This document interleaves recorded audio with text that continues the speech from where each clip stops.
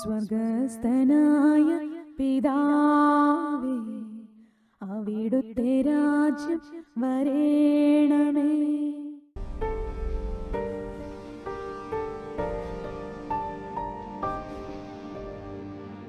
ഈശോയുടെ ഉത്ഥാന തിരുനാളിലൂടെ കടന്നുപോയി നമ്മൾ ഏതാണ്ട് ഒരാഴ്ച കഴിയുമ്പോൾ നമുക്ക് സ്വർഗാരോഹണം, ആക്ച്വലി ഞായറാഴ്ചയാണ് തിരുനാളായിട്ട്, അടുത്ത വ്യാഴാഴ്ചയാണ് സ്വർഗാരോഹണ. 40 ദിവസം കർത്താവിൻ്റെ ഉത്ഥാനത്തിന് ശേഷം സ്വർഗാരോഹണ തിരുനാൾ ഞായറാഴ്ച. പിന്നെ നമ്മൾ ജൂൺ 8-ാം തീയതി പന്തക്കോസ്ത തിരുനാളാണ്.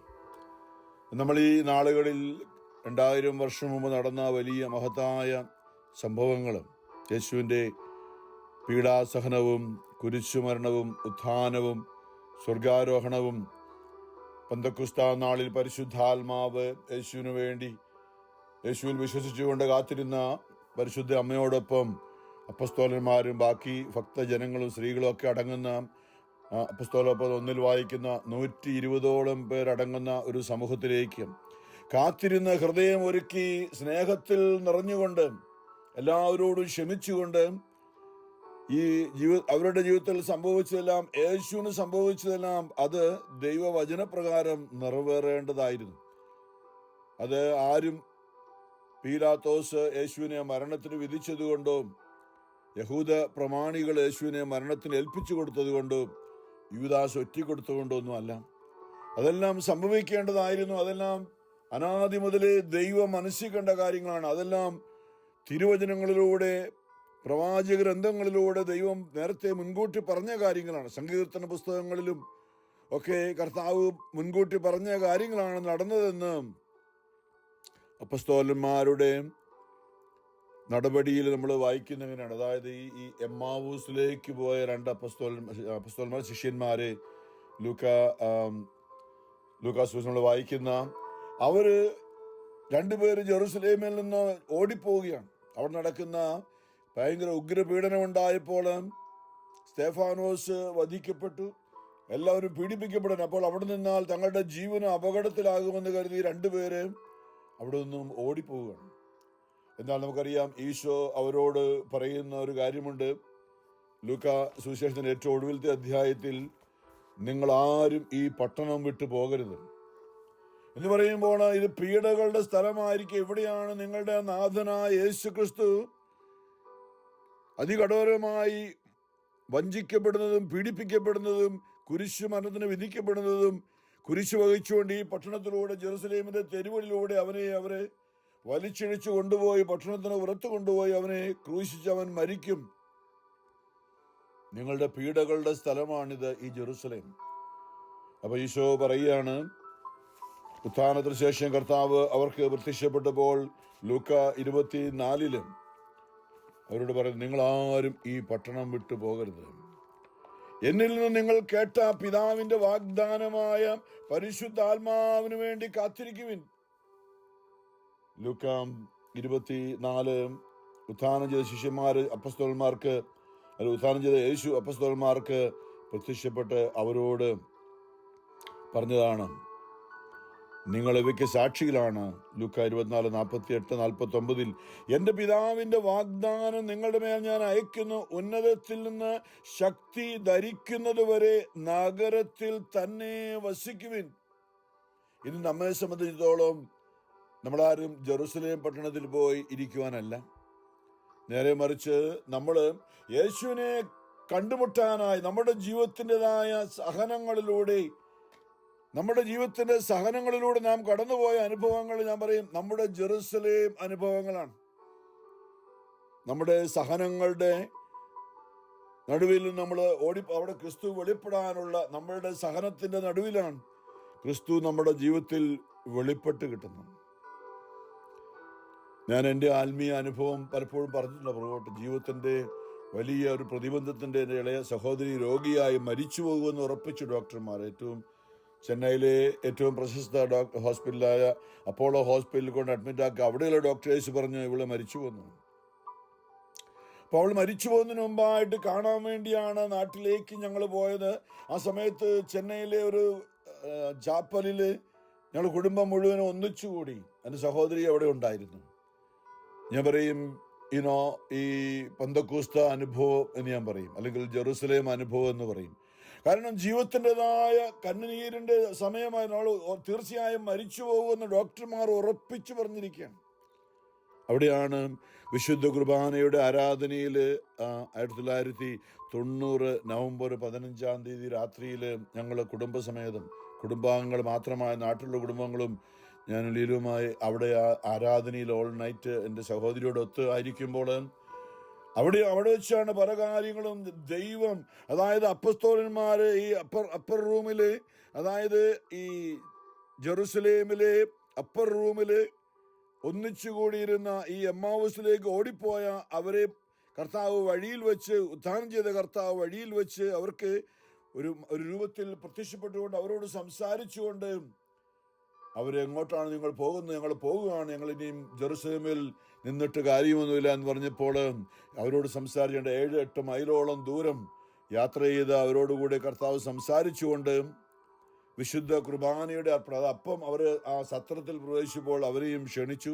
അവിടെ പ്രവേശിച്ചപ്പോൾ അവൻ അപ്പം മുറിച്ചുകൊണ്ട് കുർബാന അർപ്പണത്തിലൂടെ അപരിചിതനായിരുന്ന അവന് അവർക്ക് വെളിപ്പെടുന്നത് അപ്പം മുറിക്കുന്ന സമയത്ത് അവന്റെ ഒറിജിനൽ യേശുവിന്റെ രൂപത്തിൽ കണ്ടു. അതുവരെ ഒരു അപരിചിതന്റെ രൂപമായിരുന്നു.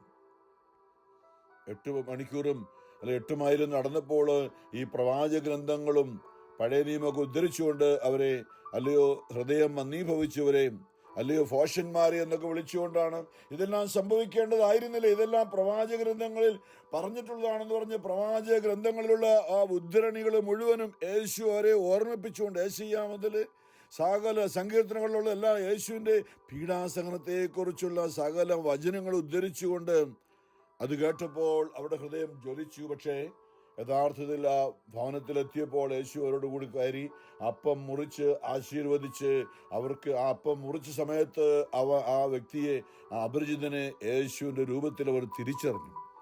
ഒരു നിമിഷത്തേക്ക് മാത്രം. പക്ഷേ അപ്പം മുറിച്ചപ്പോൾ അവന്, നമുക്കറിയാം, അല്ലെങ്കിൽ പെസഹ രാത്രിയിൽ അവൻ കൂദാശയായി മാറിയവനാണ് നമുക്കറിയാം. ദുഃഖ വെള്ളിയാഴ്ച അവൻ കുരിശിൽ മരിച്ചു, അവന്റെ ശരീരം അടക്കി. ഇനി അവന്റെ രൂപത്തിൽ അവനെ ആരും കാണില്ല. പക്ഷേ ഉത്ഥാനം ചെയ്ത യേശുവിനെ നമ്മൾ ദർശിക്കുന്നത് കുർബാന അർപ്പണത്തിലാണ്. അത് അപ്പം മുറിക്കലാണ് അവൻ യഥാർത്ഥത്തിൽ പ്രത്യക്ഷപ്പെടുന്നത്. അവന്റെ യഥാർത്ഥ സാന്നിധ്യം അപ്പം മുറിക്കലാണ്, വിശുദ്ധ കുർബാനയുടെ അർപ്പണത്തിലാണ്. പക്ഷെ നമുക്കത് കണ്ണുകൊണ്ട് അവനെ ആ രൂപത്തിൽ കാണണമെന്ന്. അതുകൊണ്ടാണ് ഈശോ തന്നെ തോമാശ്ലീഹായോട് പറഞ്ഞത്, നീ എന്നെ കണ്ടതുകൊണ്ട് വിശ്വസിച്ചു, എന്നാൽ ഞാൻ നിന്നോട് പറയുന്നു, എന്നെ കാണാതെ വിശ്വസിക്കുന്നവർ ഭാഗ്യവാന്മാർ. അതെ, അവര് അപ്പം മുറിക്കൽ ശുശ്രൂഷയില് യേശു അപ്പം മുറിച്ചപ്പോൾ, അത് അപ്പം അവർ സ്വീകരിച്ചപ്പോൾ, അവർ കുർബാന സ്വീകരിച്ചപ്പോൾ അവരുടെ ഉള്ളിലേക്ക് പിന്നെ അവർ യേശുവിനെ കണ്ടില്ല. അവർ അപ്പം മുറിച്ച് അപ്പം ഭക്ഷിച്ചപ്പോൾ അവരുടെ യാത്രാ ഭക്ഷണമായിരുന്നു അത്. ക്ഷീണിച്ചിരുന്നുകൊണ്ട് അവരെ അപ്പം ഭക്ഷിച്ചു കഴിഞ്ഞു. അപ്പൊ ഞാൻ പറയും, കുർബാന സ്വീകരിച്ച് അവരുടെ ഉള്ളിൽ യേശു ഉള്ളപ്പോൾ അവരുടെ ജീവിതത്തിന്റെ കാഴ്ചപ്പാട് മാറി. അവർ ആ രാത്രി തന്നെ യേശുവിനെ കണ്ട അനുഭവം വെച്ചുകൊണ്ട് രാത്രി തന്നെ ഉറങ്ങാതെ അവർ തിരിച്ച്, കള്ളന്മാരും കൊള്ളക്കാരും വന്യമൃഗങ്ങളൊക്കെ ഉള്ള ആ രാത്രിയിൽ വഴിയിൽ കൂടെ നടന്നുകൊണ്ട് തിരിച്ച് വലിയ ആത്മീയ സന്തോഷത്തോടെ തിരിച്ചവർ ജെറുസലേമിലെത്തി. എന്റെ പിതാവിന്റെ വാഗ്ദാനം ഞാൻ നിങ്ങളുടെ മേൽ അയക്കുന്നു, ഉന്നതത്തിൽ നിന്ന് ശക്തി ധരിക്കുന്നത് വരെ നഗരത്തിൽ തന്നെ വസിക്കുവനെന്ന് യേശു പറഞ്ഞ വചനം. അവർ തിരിച്ച് ജെറുസലേമിലെത്തി. അവിടെ അപ്പസ്തോലന്മാരുടെ കൂടെ ഇരുന്നപ്പോൾ പല അനുഭവങ്ങൾ ഓരോരുത്തർ പറയുമ്പോൾ ഇവരും പറഞ്ഞു, അവൻ മരിച്ചു സത്യമായി ഞങ്ങൾ അവനെ കണ്ടു, യാതൊരു സംശയമില്ല. അവന്റെ യഥാർത്ഥ രൂപത്തിൽ അപ്പം മുറിച്ചപ്പോൾ ഞങ്ങൾ അവനെ കണ്ടു. അങ്ങനെ വലിയ ആത്മീയ നിറവിൽ അവരെ എല്ലാവരോടുമുള്ള അവരുടെ വെറുപ്പും വാശിയൊക്കെ പോയി. യൂദാശ്രമോടും അവരങ്ങോട്ടും ഇങ്ങോട്ടുമൊക്കെ പഴിയാറിക്കൊണ്ടിരുന്ന എല്ലാം മാറിയിട്ട് ഇത് ദൈവവചനം നിറവേറിയതാണ് അവന്റെ സഹനം. ആരും അവനെ മരണത്തെ ഏൽപ്പിച്ചു കൊടുത്തുകൊണ്ടല്ല, അവൻ സ്വയം അതിനായി ഏൽപ്പിച്ചു കൊടുത്തത് ദൈവവചനത്തിന്റെ പൂർത്തീകരണമായെന്ന് പറഞ്ഞപ്പോൾ അവരുടെ ഉള്ളം സമാധാനം കൊണ്ട് നിറഞ്ഞു, സ്നേഹം കൊണ്ട് നിറഞ്ഞു. ആരോടും വിദ്വേഷവും വൈരാഗ്യമില്ലാതെ പത്രോസ് അവരെ ഓർപ്പിച്ചു. യേശു പറഞ്ഞല്ലേ, പരിശുദ്ധ അമ്മ അവരെ ഓർപ്പിച്ചു, നിങ്ങൾ ഇവിടെ ഈ കർത്താവിന്റെ വാഗ്ദാനമായ പരിശുദ്ധാത്മാവിന് വേണ്ടി നമുക്ക് പരസ്പരം സ്നേഹിച്ചും ക്ഷമിച്ചും എല്ലാവരോടും പൊറുത്തും ഏതാണ്ട് 10 ദിവസം എടുത്ത് നമുക്കറിയാം. യേശുവിന്റെ സ്വർഗാരോഹണത്തിന് ശേഷം പന്തക്കോസ്താ നാൾ വരെ 10 ദിവസം ഞാൻ പറയും ഒരു മരിയൻ ധ്യാനമായിരുന്നു. പരിശുദ്ധ അമ്മ അപ്പസ്തോലന്മാരും ഒക്കെ അതിൽ അവരുടെ അനുഭവങ്ങളും സാക്ഷ്യങ്ങളൊക്കെ പറഞ്ഞുകൊണ്ട് പരിശുദ്ധ അമ്മയുടെ നേതൃത്വത്തിൽ അവര് സ്നേഹത്തോടെ എല്ലാവരോടും ക്ഷമിച്ചുകൊണ്ട് കാത്തിരുന്നു. 10 ദിവസം എടുത്തു ആ ധ്യാനം, അല്ലെങ്കിൽ അവരുടെ ഉള്ളിൽ സ്നേഹം കൊണ്ട് നിറയാൻ, പരിശുദ്ധാത്മാവ് നിറയാനായിട്ട് 10 ദിവസത്തെ ഒരുക്കം വേണ്ടിയിരുന്നു. അതുകൊണ്ടാണ് യേശു സ്വർഗാരോഹണം ചെയ്തു കഴിഞ്ഞ് 10 ദിവസം എടുത്തത്. പരിശുദ്ധാത്മാവ് പന്തക്കോസ്താ നാള് ആ 10 ദിവസം ഇവരുടെ ആത്മീയ ഒരുക്കത്തിന്റെ നാളായിരുന്നു. അപ്പൊ നമ്മൾ ഈ നാളുകളിൽ കടന്നു പോകുമ്പോൾ നമ്മൾ 2000 വർഷം മുമ്പ് ഭൂമിയിലേക്ക് വന്ന പരിശുദ്ധാത്മാവിനെ നമ്മൾ മാമോദീസായിലൂടെ നമ്മുടെ ഉള്ളിലേക്ക് സ്വീകരിച്ചതാണ്. പക്ഷെ നമ്മുടെ ഉള്ളിൽ പരിശുദ്ധാത്മ വസിക്കാനായുള്ള സാധ്യതയുണ്ടോ, യോഗ്യതയുണ്ടോ നമ്മൾ അറിയുന്നത് നമ്മളെ തന്നെ പരിശോധിച്ചുകൊണ്ടാണ്. എനിക്ക് ആരോടെങ്കിലും ക്ഷമിക്കാനുണ്ടോ, ആരെയെങ്കിലും ഞാൻ എൻ്റെ ജീവിതത്തിന്റെ ഈ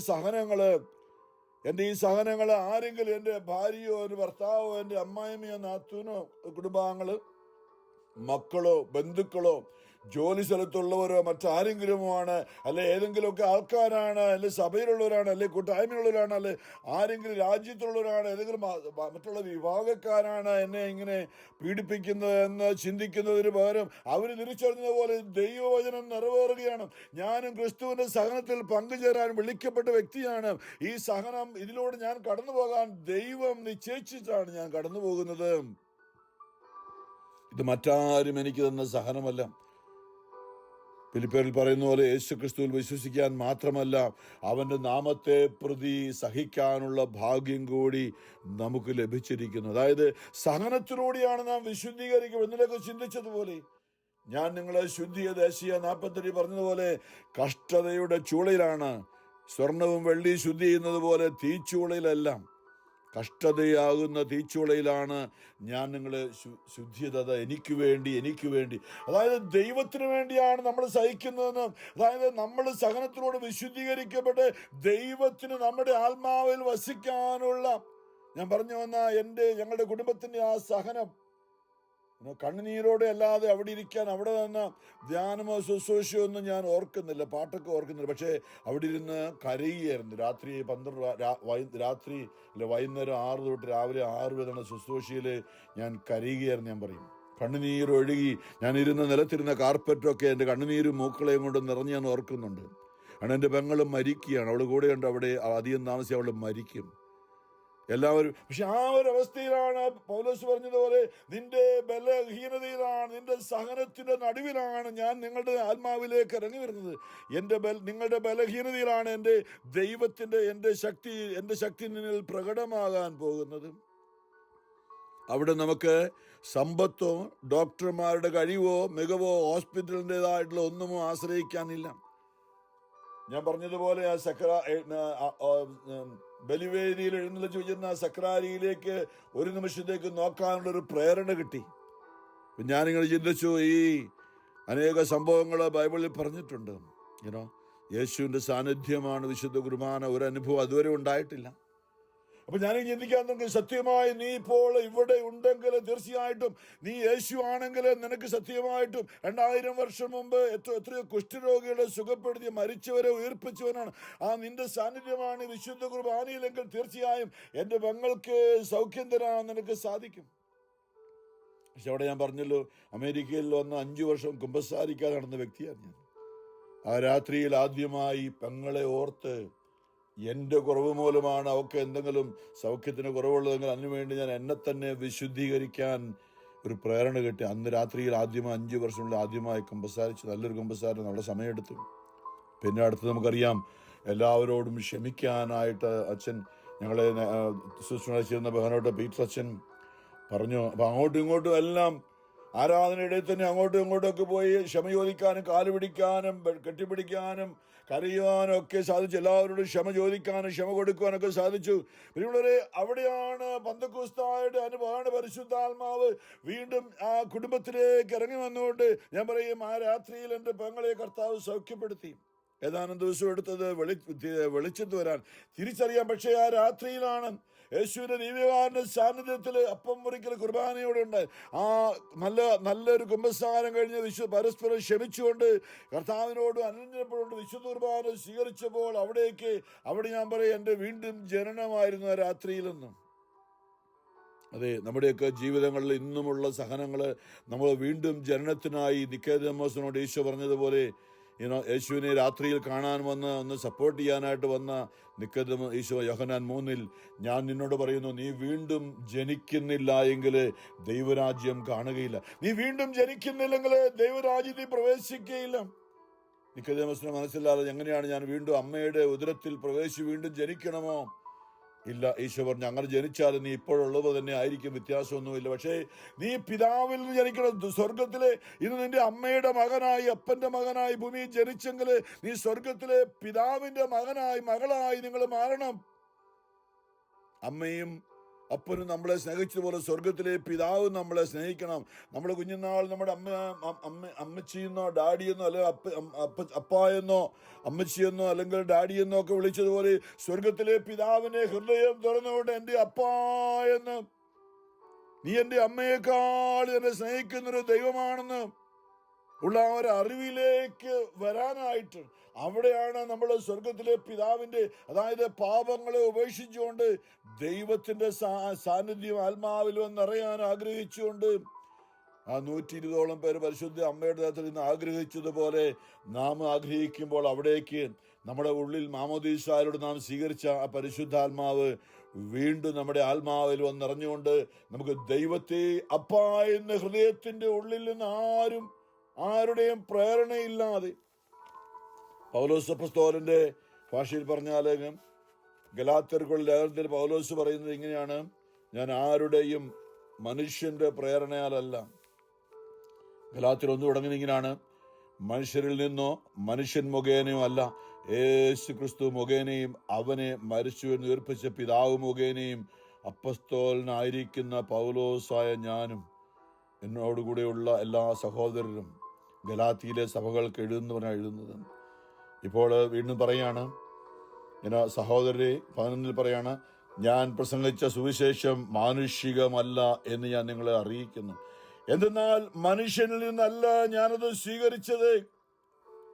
ആദ്യം എൻ്റെ അപ്പനിൽ നിന്നും അമ്മയിൽ, നമുക്ക് പറയാൻ പറ്റും, എൻ്റെ അപ്പനിൽ നിന്നും അമ്മയിൽ നിന്നുമാണ് നമ്മൾ ക്രിസ്ത്യാനികളായത്. അവരുടെ വിശ്വാസം നമ്മൾ സ്വീകരിച്ച് അവർ നമ്മളെ മാമോദീസ മുക്കിയതുകൊണ്ട് നമ്മൾ ക്രിസ്ത്യാനികളെ കത്തോലിക്കരാണ് എന്ന് പറയുന്ന ഒരു അവസ്ഥയിലാണോ ഇന്നും നമ്മൾ പോകുന്നത്?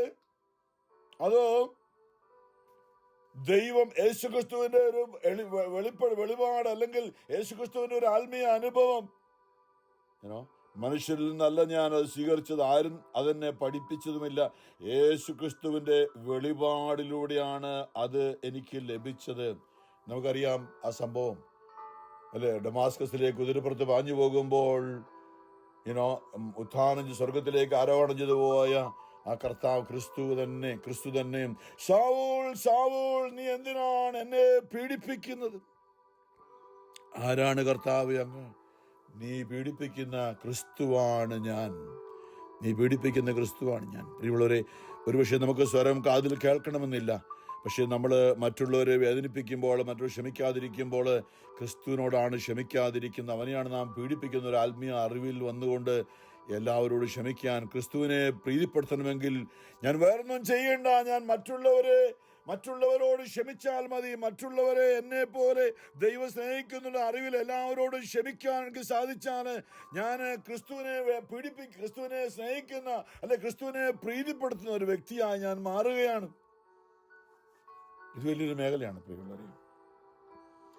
നമുക്കറിയാം, അവിടെ തന്നെ വീണ്ടും അപ്പോസ്തലൻ പൗലോസ് പറയുന്നുണ്ട്, ഗലാത്യർ 1:15 പറയുന്നുണ്ട്, ഞാൻ 14 എന്റെ വംശത്തിൽപ്പെട്ട യഹൂദ വംശത്തിൽപ്പെട്ട സമപ്രായക്കാരായ അനേകരെക്കാൾ യഹൂദമത കാര്യങ്ങളിൽ ഞാൻ മുൻപന്തിയിലായിരുന്നു. എൻ്റെ പിതാക്കന്മാരുടെ പാരമ്പര്യങ്ങളിൽ അത്യധികം തീഷ്ണതവതിയുമായിരുന്നു. എന്നാൽ ഞാൻ മാതാവിൻ്റെ ഉദരത്തിലായിരിക്കുമ്പോൾ തന്നെ ദൈവം എന്നെ പ്രത്യേകം തിരഞ്ഞെടുത്തു. ജെറമ്യായോട് പറഞ്ഞതുപോലെ മാതാവിൻ്റെ ഉദരത്തിൽ വെച്ച് തന്നെ ഞാൻ നിന്നെ ഇത് നമുക്കെല്ലാവർക്കും ഉള്ള തിരഞ്ഞെടുപ്പാണ്. അവിടെ നമ്മളെ തിരഞ്ഞെടുത്താൽ അറിവിലേക്ക്, അതായത് എൻ്റെ ദൈവം അമ്മയുടെ ഉദരത്തിൽ വെച്ച് തന്നെ എന്നെ അറിഞ്ഞ് സ്നേഹിച്ച ദൈവമാണ്. ആ ദൈവം എൻ്റെ പിതാവാണ് എന്ന് തീർച്ചയായിട്ടും നമ്മുടെ അപ്പനും അമ്മയും ഒക്കെ ഈ ഭൂമിയിൽ നമ്മൾ ഉണ്ട്, അവരെ സ്നേഹിക്കണം. പക്ഷെ അതുകൊണ്ടാണ് ഈശോ മത്തായി സുവിശേഷത്തിൽ 23 പറയുന്നുണ്ട്, ഈ ഭൂമിയിൽ നിങ്ങൾ ആരെയും നിങ്ങളുടെ പിതാവിനെ അപ്പ എന്ന് വിളിക്കരുത്. നിങ്ങളുടെ പിതാവിനെ, നിങ്ങളുടെ അപ്പനെ ഈ ഭൂമിയിൽ നിങ്ങൾ ആരും അപ്പ എന്ന് വിളിക്കുന്നു പറയുമ്പോൾ അപ്പനെ ബഹുമാനിക്കരുതെന്നല്ല. സ്വർഗത്തിലെ നിങ്ങളുടെ പിതാവാണ് നിങ്ങളുടെ യഥാർത്ഥ പിതാവ്. നിങ്ങളാരും നേതാക്കന്മാരെന്ന് വിളിക്കപ്പെടരുത്. നിങ്ങളെല്ലാവരും സഹോദരങ്ങളാണ്. ഞാൻ സ്വർഗത്തിലെ പിതാവാണ് നിങ്ങളുടെ പിതാവ്, നിങ്ങളെല്ലാവരും സഹോദരങ്ങളാണ്. ഈശോന്റെ മഹാവെളിപ്പെടുത്തണം പറയുന്നവരെ. അപ്പോൾ ഈ അവിടുന്ന് തൻ്റെ കൃപയാൽ എന്നെ, ഞാൻ മാതാവിൻ്റെ ഉദരത്തിലായിരിക്കുമ്പോൾ തന്നെ ദൈവം എന്നെ പ്രത്യേകം തിരഞ്ഞെടുത്തു. തൻ്റെ കൃപയാൽ അവിടുന്ന് എന്നെ വിളിച്ചു. അത് അവിടുത്തെ പുത്രനെ പറ്റി വിജാതിരുടെ പ്രസംഗിക്കാൻ അവനെ എനിക്ക് വെളിപ്പെടുത്തി തരേണ്ടതിനായിരുന്നു. അതാണ് ആ വെളിപാട്. അതായത് ആ ഡമാസ്കസിൽ യാത്ര കിട്ടിയ വലിയ വെളിപാട്. അവന് കണ്ണു കാണാൻ മേലാതെ താഴേക്ക് വീണ് അവിടെ ഡമാസ്കസിലേക്ക് അവർ കൈപിടിച്ചു കൊണ്ടുപോയി. അവിടെ ഒരാഴ്ച കിടന്നപ്പോൾ അനന്യാസ് വന്നുകൊണ്ട് അവന് വേണ്ടി കർത്താവ് പറഞ്ഞനുസരിച്ച് പ്രാർത്ഥിക്കുകയും അവൻ്റെ കണ്ണുകൾ കാണുകയും അവൻ മാമോദീസ സ്വീകരിക്കുകയൊക്കെ ചെയ്തിട്ട് അവന് കർത്താവിനെ പ്രഘോഷിക്കുന്നതിനായിട്ട് അപ്പസ്തോലനെ പൗലോസായിട്ട് മാറി. പിന്നെ 3 വർഷത്തിന് ശേഷം പറയാണ്, അവിടുത്തെ പ്രസംഗിക്കാൻ എനിക്ക് വെളിപ്പെടുത്തി തരേണ്ടത്, ഞാനൊരു മനുഷ്യന്റെ ഉപദേശം തേടാൻ നിന്നില്ല. ഇനി ആരും എന്നോട് പറയേണ്ട ആവശ്യമില്ല, പോയി വചനം പ്രസംഗിക്കുന്നത്. എന്റെ ഉള്ളില് എന്റെ ആത്മാവായി വസിക്കുന്ന ക്രിസ്തു തന്നെ എന്നെ അതിന് പ്രേരിപ്പിക്കുകയാണ്. യേശു ഭൂമിയിൽ വചനം പ്രസംഗിച്ചതുപോലെ അവന്റെ ആത്മാവ് എന്റെ ഉള്ളിലിരുന്നുകൊണ്ട് എന്നെ പ്രേരിപ്പിക്കുകയാണ്, എല്ലാവരോടും പോയി സദ്വാർത്ത അറിയിക്കുക എന്ന്. ഞാനൊരു മനുഷ്യന്റെ ഉപദേശം തേടാൻ നിന്നില്ല. എനിക്ക് മുമ്പ് അപ്പസ്തോലന്മാരായവരെ കാണാൻ ഞാൻ ജെറുസലേമിലേക്ക് പോയതുമില്ല. മറിച്ച് ഞാൻ അറേബ്യയിലേക്ക് പോവുകയും ദമാസ്കസിലേക്ക് തിരിച്ചു വരികയും ചെയ്തു. 3 വർഷത്തിന് ശേഷം കേപ്പായെ കാണാൻ, ഇതൊരു വലിയ മേഖലയാണ്. നമുക്ക് എത്രമാത്രം ആത്മീയ കൃപയുണ്ടെങ്കിലും ആ പരിശുദ്ധാത്മ വെളിപ്പെടുത്ത പത്രോസിനെയാണ് കർത്താവ് സഭയുടെ തലവനായി നിയോഗിച്ചിരിക്കുന്നത്. പത്രോസ് പാറ 3 വർഷം അവിടെ ഇവിടെയൊക്കെ കർത്താവിന്റെ വചനം പ്രസംഗിച്ച് നടന്നിട്ട് 3 വർഷത്തിന് ശേഷം കേപ്പായെ കാണാൻ ഞാൻ ജെറുസലേമിലേക്ക് പോയി. അവനോടൊത്ത് 15 ദിവസം താമസിക്കുകയും ചെയ്തു. കർത്താവിന്റെ യാക്കോബിനെ അല്ലാതെ മറ്റ് അപ്പസ്തോലന്മാർ ആരെയും ഞാൻ കണ്ടില്ല. കർത്താവിന്റെ ബന്ധുവായിരുന്ന യാക്കോബ്, ഞാൻ നിങ്ങൾക്ക് എഴുതിയ ഈ കാര്യങ്ങൾ വ്യാജമല്ല എന്നതിന് ദൈവം സാക്ഷി. തുടർന്ന് ഞാൻ സിറിയയിലെ അന്ത്യോക്യയിലും പിന്നെ ടർക്കിയിലൊക്കെ പോകുന്നതിനെ കുറിച്ചൊക്കെ നമ്മൾ അപ്പോസ്തല പ്രവർത്തനങ്ങളൊക്കെ വായിച്ചു കഴിഞ്ഞ ദിവസം. അതെ, തുടർന്ന് ഞാൻ സിറിയ, കിലിക്കിയ എന്നീ പ്രദേശങ്ങളിലേക്ക് പോയി. യൂദയായിലുള്ള ക്രിസ്തുവിന്റെ സഭകൾ അപ്പോഴും എന്നെ നേരിട്ട് അറിഞ്ഞിരുന്നില്ല. ഒരിക്കൽ നമ്മെ പീഡിപ്പിച്ചിരുന്നവൻ താൻ ഉന്മൂലനം ചെയ്യാൻ ശ്രമിച്ച വിശ്വാസി ഇപ്പോൾ പ്രസംഗിക്കുന്നു എന്ന് മാത്രം അവർ കേട്ടിരുന്നു. നമ്മളെ കുറിച്ച് അങ്ങനെയല്ലേ? പണ്ടിങ്ങനെ ഇതിലൂടെ തോന്നിവാസം നടന്നവനാണ്, കള്ളും കുടിച്ച് നടന്നവനാണ്. അവനിപ്പോഴത്തെ വചനം പ്രസംഗം നടക്കുന്നത്, ബൈബിളൊക്കെ ആയിട്ട് നടക്കുന്നുവെന്ന് അത് എന്നെക്കുറിച്ചും പറഞ്ഞിട്ടുണ്ട്. നമ്മളെ ഓരോരുത്തരെക്കുറിച്ചൊക്കെ പറഞ്ഞിട്ടുണ്ട്. ഇങ്ങനെ ഇപ്പോൾ പ്രസംഗിക്കുന്നു എന്ന് മാത്രം അവർ കേട്ടിരുന്നു. എന്നെ പ്രതി അവർ ദൈവത്തെ മഹത്വപ്പെടുത്തിയും. പിന്നീട് ഗലാത്യ 2:14 ഇത് വളരെ പ്രധാനപ്പെട്ട. പിന്നീട് 14 വർഷത്തിന് ശേഷം ബർന്നബാസിനോടുകൂടി ഞാൻ വീണ്ടും ജെറുസലേമിലേക്ക് പോയി. തീത്തോസിനെയും കൂടെ കൊണ്ടുപോയി. ഒരു വെളിപാടനുസരിച്ചാണ് ഞാൻ പോയത്. അതായത് എൻ്റെ ഉള്ളിലുള്ള പരിശുദ്ധാത്മാവ് പ്രേരിപ്പിച്ചതനുസരിച്ചാണ് ഞാൻ പോയത്. അവിടുത്തെ പ്രധാനികളുടെ മുമ്പിൽ ഞാൻ വിജാതിയരുടെ ഇടയിൽ പ്രസംഗിക്കുന്ന സുവിശേഷം സ്വകാര്യമായി അവതരിപ്പിച്ചു. ഇത് ഞാൻ ഓടിയതും വ്യർത്ഥമാകാതിരിക്കാൻ വേണ്ടിയായിരുന്നു. അതായത് ഞാൻ ഇത്രയും നാൾ പ്രസംഗിച്ച ഈ പ്രസംഗം, സുവിശേഷം കിട്ടിയ അഭിഷേകം മുഴുവനും ഞാൻ പത്രോസിന്റെ കാൽക്കൽ കൊണ്ട് സമർപ്പിച്ചു. കാരണം അവനെയാണ് കർത്താവ് താക്കോൽ ഏൽപ്പിച്ചിരിക്കുന്നത്. അവനോട് ചേർന്ന് നിന്നാൽ മാത്രമേ ഞാൻ ഓടിയതും അധ്വാനിച്ചതും പ്രസംഗിച്ചതും ആരോടെല്ലാം ഞാൻ പ്രസംഗിച്ചു, ആരെല്ലാം മാമോദിസ മുക്കിയോ അതെല്ലാം അത് വിലയുള്ളതായി തീരുന്നത് അത് പത്രോസിന്റെ മുമ്പിൽ ഞാൻ എൻ്റെ കാര്യങ്ങൾ അവതരിപ്പിച്ച് സമർപ്പിച്ച് കഴിയുമ്പോഴാണ്. ഇത് വലിയൊരു മേഖലയാണ്. ഇന്ന് നമ്മൾ ലിയോ 14 മാർപ്പാപ്പായെ നമ്മൾ ആ രീതിയിലാണ് കാണുന്നത്. നമ്മൾ സഭയോട് ചേർന്ന് നിന്നുകൊണ്ട് വിശുദ്ധിയിലും വിശ്വാസത്തിലും അവിടെയാണ് എല്ലാ അധികാരവും. സാത്താന്റെ നരകത്തിന്റെ കവാടങ്ങൾ ദൈവരാജ്യത്തിനെതിരെ പ്രബലപ്പെടുകയില്ല എന്ന് പത്രോസിനോട് പറഞ്ഞ പത്രോസിന് കൊടുത്ത അധികാരം, ഇതാ സ്വർഗത്തിന്റെ താക്കോലുകൾ ഞാൻ നിനക്ക് തരുന്നുവെന്ന് പത്രോസിന് പറഞ്ഞ അധികാരം, അത് പത്രോസിന്റെ പിൻഗാമിയായ ഇന്ന് ലിയോ 14 മാർപ്പാപ്പയുടെ സഭയിലാണ്. ഞാൻ പറയും, ഇതുകൊണ്ട് നമ്മൾ ചില കാര്യങ്ങൾ അറിഞ്ഞിരിക്കണം. സാത്താന്റെ പേര് അധികാരം കൊടുത്തത് യേശു പത്രോസിനാണ്. അതുകൊണ്ടാണ് ഇന്ന് നമ്മൾ കത്തോലിക്ക സഭയ്ക്ക് ലിയോ 14 മാർപ്പാപ്പയെ അവിടെ എന്തൊരു ബഹളം വരുന്നില്ല. അവിടെ മാർപ്പാപ്പയുടെ തിരഞ്ഞെടുപ്പും ഒക്കെ ഇതിന്റെ കാരണം ഇതാണ്. ഈ ഒരു മേഖലയുണ്ട് അവിടെ. വ്യക്തിപരമായ ഒരു ആരാധനയൊന്നുമല്ല. നരകത്തിന്റെയും സ്വർഗത്തിന്റെയും താക്കോലുകൾ ഇരിക്കുന്നത് ഇപ്പോൾ ഈ ഭൂമിയിലെ തിരുസഭയിലുള്ള ഈ ലിയോ 14 കൂട്ടരുടെയും സഭയുടെ മെത്രാൻ സംഘത്തിന്റെ അല്ലെങ്കിൽ ആ കയ്യിലെന്ന് ഞാൻ പറയും. ഇത് മാനുഷികമായിട്ടില്ല നമ്മളിത് അറിയേണ്ടത്. അങ്ങനെ ഒരു പദവി കിട്ടിയത് കൊണ്ട് കാര്യമൊന്നുമില്ല. പക്ഷേ അത് പരിശുദ്ധാത്മാവിന്റെ പ്രവർത്തനം. പൗലോസ് പറഞ്ഞതുപോലെ, അതുകൊണ്ട് സ്വർഗത്തിലെ പിതാവിനെ പിതാവേ എന്ന് വിളിക്കുവാനായി റോമർ 8 പൗലോസ് പറഞ്ഞാണ്, ഇതാ ദൈവത്തിന്റെ ആത്മാവാണ് എൻ്റെ ഉള്ളിൽ. സ്വർഗത്തിലെ പിതാവിനെ അപ്പാ എന്ന് വിളിക്കാൻ പരിശുദ്ധാത്മാവിലൂടെ അല്ലാതെ ആർക്കും സാധിക്കുകയില്ല. വീണ്ടും 1 കൊരിന്തോസ് 12 പറയുന്നുണ്ട്, പരിശുദ്ധാത്മാ മുഖേന അല്ലാതെ ആർക്കും യേശു കർത്താവാണെന്ന് പറയാൻ പറ്റില്ല. അതുകൊണ്ട് ഞാൻ വീണ്ടും ജനിച്ചാൽ എൻ്റെ ഉള്ളിലെ ദൈവത്തിന്റെ ആത്മാവെന്ന് വസിച്ചാൽ മാത്രമേ എനിക്ക് സ്വർഗത്തിലെ പിതാവിനെ അപ്പാ എന്ന് വിളിക്കാൻ പറ്റുകയുള്ളൂ. യേശു എൻ്റെ കർത്താവാണ്, രക്ഷകനാണ്, കാൽവരിയിൽ അവനാണ് എനിക്ക് ജീവൻ നേടിത്തന്നതെന്ന് എനിക്ക് പറയണമെങ്കിൽ ഈ പരിശുദ്ധാത്മാവ് എൻ്റെ ഉള്ളിലുണ്ടെങ്കിൽ മാത്രമേ സാധിക്കുകയുള്ളൂ എന്ന്. പരിശുദ്ധ പരമാ ദൈവകാരുണ്യനാഥനായ ഈശോയ്ക്ക് എന്നേരവും ആരാധനയും സ്തുതിയും പുകഴ്ചയും ഉണ്ടായിരിക്കട്ടെ.